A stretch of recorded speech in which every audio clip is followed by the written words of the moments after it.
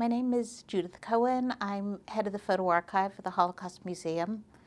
And today I'm going to be discussing a collection of a Jewish rescuer by the name of Ben-Zion Colb.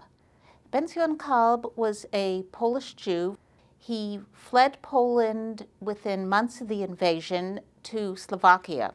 He spent the next several years trying to figure out how to bring his fiancée across the border as well, which by then had sealed. After he got her across, he realized that the same way he was able to smuggle her across to Slovakia, he could also smuggle other Jews as well. And he succeeded in bringing over probably over 1,000 other Jews from Poland into relative safety in Slovakia and later Hungary.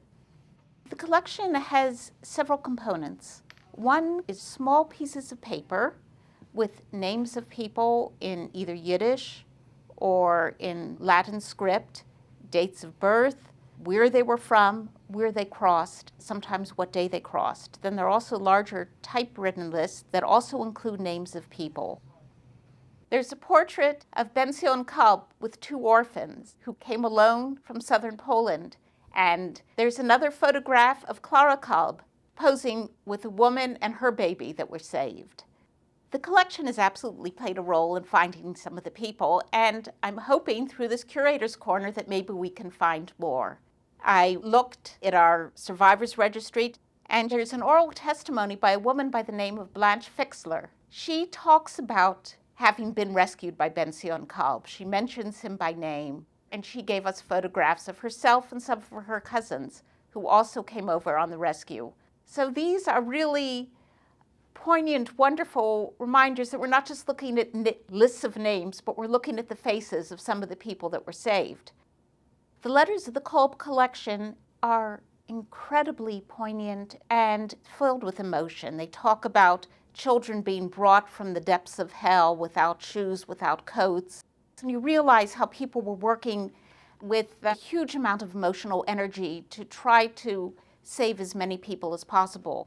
There's one letter from Rabbi Michael Weissmandel, the head of the working group. Here's somebody who had devoted years to trying to save the Jewish community of Slovakia. And in the letter he says, if we don't do enough for these children, we'll never forgive ourselves. Another letter that is remarkable is one from Yitzhak Zuckerman, also known as Antik Zuckerman.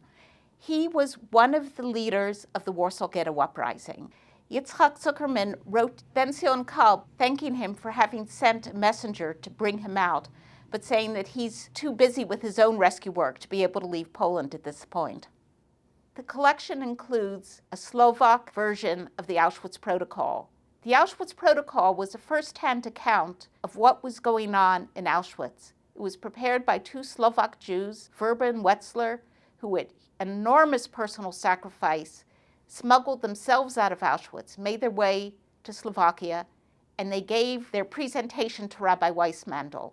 We have several versions of the Auschwitz Protocol already in our collection, but this, to the best of our knowledge, is the only version in the original Slovak.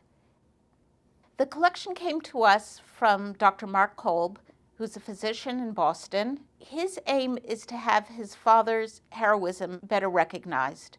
One of the pities is that though there's an official recognition for righteous among the nation, there's no main citation for Jews who rescued other Jews, even at great risk to their own lives. It's very important that people know that it isn't just strangers who rescued people. The Jewish community was actively involved with rescue, not just rescuing one person, two people, but in this case, rescuing over 1,000 people.